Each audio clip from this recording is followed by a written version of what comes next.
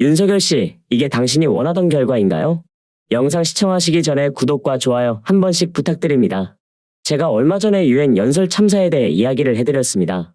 역시나 극우 지지자인지 알 수 없는 사람들이 비난을 쏟아부는 걸 봤습니다. 그런데 이건 어떻게 설명할 건가요? 유엔 연설 뒤로 저격에 해당하는 국가들의 반발이 심각하게 있을 거고 국제사회의 심판이 있을 거라고 했는데 실제로 그 일이 벌어지고 있습니다. 이번 찍은 극우 지지자들은 이 현상을 어떻게 받아들일까요? 러시아가 공식 입장을 밝혔습니다. 윤석열이 대놓고 북러 군사협력을 경고했습니다. 이 연설에 대해서 양국의 협력과 발전에 심각한 손상을 가한다고 주장했습니다.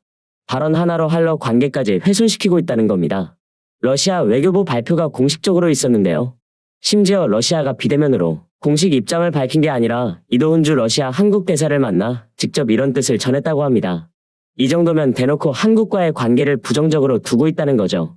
어떤 말이 있었는지 그대로 인용해 드리겠습니다. 윤석열 대통령의 제78회 유엔 총회 연설 중 러시아에 대한 비우호적 발언으로 러시아와 한국 관계에 심각한 손상을 초래하고 있는데 주목했다.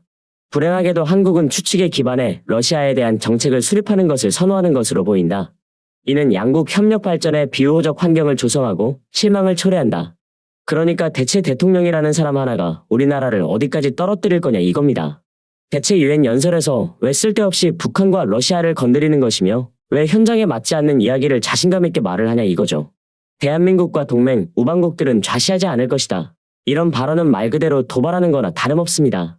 윤석열을 보고 있으면 굉장히 재밌는 게 있습니다. 본인이 말하는 게 굉장히 대단해 보이고 마치 엄청난 발언을 하는 것처럼 말합니다. 그런데 막상 내용을 들여다보면 대단한 건 하나 없고 오로지 본인이 하고 싶은 말, 상대국을 곤란하게 만들어서 우리나라와의 관계까지 틀어지게 하는 말, 아니면 아예 우리 국민들을 대놓고 까는 말을 아주 자랑스럽게 합니다. 심지어 관계가 틀어지도록 하는 말은 일본이나 미국같이 본인이 좋아하는 나라에 대해서는 절대로 하지 않습니다. 어떻게 역사와 사상교육, 사회생활 교육을 받았는지는 모르겠지만 우리가 어떻게든 잘 풀어내야 하는 관계, 꼭 강경한 메시지로만 다뤄야 하는 존재가 아닌 국가한테 이런 짓을 합니다. 중국과 북한 그리고 러시아 이렇게 본인이 싫어하는 나라들과는 교류도 안 하려 하고 심지어 경제 관련 논의도 없이 그냥 무조건 강경한 메시지만 전달합니다. 그리고 저 나라들은 우리나라를 향해 강경한 메시지를 또 보내고요. 대통령이라는 사람이 이래도 되는 겁니까? 본인이 좋아한다고 본인이 싫어한다고 어떤 나라한테는 굽신굽신 어떤 나라는 아예 개무시하고 이게 지금 가능한 거냐 이겁니다. 심지어 더 웃긴 건 본인이 사고를 쳐놓고 그 책임과 피해는 국민들이 봐야 합니다. 그리고 피해를 국민들이 보는 것에 대해서 굉장히 당연하게 생각하고 있고요. 오염수 방류에 대해 의문을 품거나 걱정을 하면 그 국민은 미개한 국민이라고 말해버리는 대통령입니다. 선동당한 국민이고 1 더하기 1과 같은 아주 기본적인 수식도 풀지 못하는 국민이라고 말해버립니다.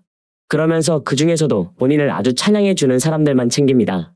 우리 국민들 상식으로는 도저히 사람 취급도 하기 싫은 사람들을 대통령실이 직접 챙기고 선물까지 줍니다. 이번에 이런 기사가 나왔죠? 가세현을 운영하는 김세혜 대표가 윤석열 대통령 부부로부터 추석 선물을 받았다고요. 보통 이런 추석 선물들은 아예 대통령실 직원이나 각 부처 장관, 사회에 굉장히 큰 기여를 한 일반 국민, 아니면 좋은 외교 파트너, 우리에게 막대한 국익을 가져다준 국익 파트너에게 가는 게 일반적입니다. 그런데 가세현? 이게 제정신인가요? 국민들 세금으로 말도 안 되는 가짜뉴스로 논란이 되고 심지어 보수 성향이 아니라 완전 극우 성향 유튜브를 운영하는 곳의 대표에게 대통령 부부가 추석 선물을 보낸다는 게 말이 되냐 이겁니다. 심지어 이건 윤석열이 사비로 지갑에서 직접 돈을 꺼내서 사는 게 아닙니다. 국민들 세금으로 보급이 되는 선물인데 왜 이런 걸 가세현 대표한테 줘야 하냐 이거죠. 윤석열이 카드에 담은 메시지도 웃깁니다. 그대로 인용해 드리겠습니다. 어렵고 힘든 시기이지만 묵묵히 흘린 땀과 가슴에 품은 희망이 보름달처럼 환하게 우리 미래를 비출 것이다. 더 풍요롭고 넉넉한 내일을 위해 국민 한 분 한 분의 마음을 담겠다. 너무 웃기죠? 마치 남의 나라 이야기하듯 이야기하는 게 코미디가 따로 없습니다. 어렵고 힘든 시기를 누가 만들었나요? 지난 1년 동안 우리나라를 이 지경으로 만든 게 누구냐 이겁니다. 국민 한 분 한 분의 마음을 담겠다. 앞에 주어가 빠진 것도 웃기지 않나요? 모든 국민이 아니라 나를 찬양해주는 국민, 나를 무조건 따라주는 국민이라고 괄호라도 치고 썼어야 하지 않을까요? 간단한 메시지 하나도 이렇게 거짓말이 느껴지니 대체 인생을 어떻게 살아온 건가요? 이미 국민들은 장악당하고 있습니다. 검찰 출신 대통령 하나 잘못 뽑아놨다고 민주주의 체제의 나라에서 공산당보다도 더한 나라를 경험하고 있습니다. 방송통신심의위원회, 줄여서 방심위가 이명박, 박근혜 정부 때도 시도하지 않은 인터넷 언론 심의를 강행하는 것으로 드러났습니다. 인터넷 신문뿐만 아니라 포털에 기사를 올리는 모든 언론이 심의 대상이 된다고 합니다. 행정기구가 신문을 심의하는 제도를 가진 민주주의 국가는 애초에 찾아보기도 힘듭니다. 그리고 그 근거도 불충분해서 사실상 본인들 입맛대로 모든 걸 다스리겠다 이 소리인 겁니다. 지난 21일에 가짜뉴스 대응 방안이라는 걸 방심위가 발표했죠. 언론 장악을 하겠다고 나서는 건데 이런 말을 합니다. 뉴스타파의 인터뷰 조작 사건을 비롯해 일부 인터넷 언론사들의 유튜브 콘텐츠가 가짜뉴스의 온상이 되고 있음에도 규제의 사각지대로 방치되고 있다는 여론에 따른 것이다. 정부의 비판적인 목소리를 내는 특정 언론을 직접 거론하면서 아예 가짜뉴스를 생산하는 언론으로 낙인을 찍어버립니다. 사람들은 대부분 안의 내용보다도 겉을 감싸는 키워드, 제목 같은 걸 보는데 방심위가 이런 식으로 함부로 표현을 내뱉어도 되나 모르겠습니다. 방심위가 인터넷 언론에 적용하는 심의는 통신심의입니다. 심의 자체가 방송과 통신 두 가지로 나뉩니다. 통신심의는 정보통신망법을 근거로 하는데요.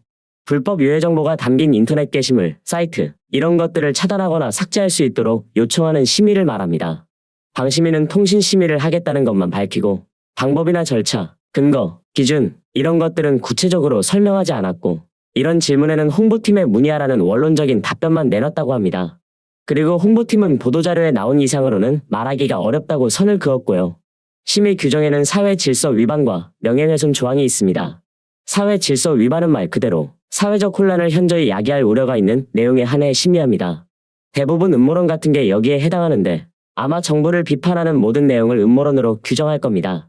당장 국민들이 걱정을 해도 선전선동을 당했다고 말하는 게 현 정부인데 대놓고 비판하는 언론을 가만둘 리가 없습니다. 이미 지금까지 가만두지도 않았고요. 이렇게 되면 비판 기사가 깡그리 삭제되거나 아예 그 비판 기사로 인해 언론사 사이트 자체가 차단될 수도 있는 겁니다. 방심위가 이렇게 해도 되는 겁니까? 인터넷 언론이라도 양질의 기사를 내보내야 하는 건 당연합니다. 어떤 형식의 매체든 가짜뉴스는 무조건 안 됩니다. 그런데 애매한 기준으로 인터넷 언론들을 옥죄겠다는 건 인터넷 언론들 기강을 잡겠다는 소리밖에 안 됩니다. 표면적으로 해석하면 언론 보도가 포함될 여지가 충분합니다. 현재까지 방심위는 언론의 인터넷 보도는 심의 대상이 아니라고 홈페이지에 규정해놨었습니다.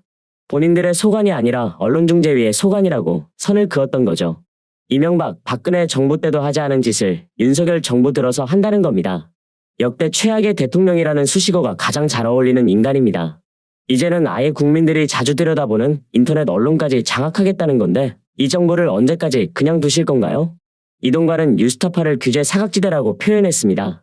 그러나 지금 이렇게나 규제를 대놓고 받고 있는데 이걸 어떻게 사각지대라 표현할 수 있나요? 언론중재법에 따라 인터넷 신문도 엄연히 언론중재 대상이고 공직선거법에 의거해서 선거기간 언론의 보도는 인터넷 선거보도 심의위원회가 담당합니다. 그저 본인들을 비판하는 게 싫은 겁니다. 대놓고 말하기는 뭐하니 이런 식으로 규제를 하고 통제를 하고 억압을 하겠다는 건데 우리 국민들이 이런 걸 가만 보고 있어야 하겠습니까? 이런 것이야말로 독재 아닌가요?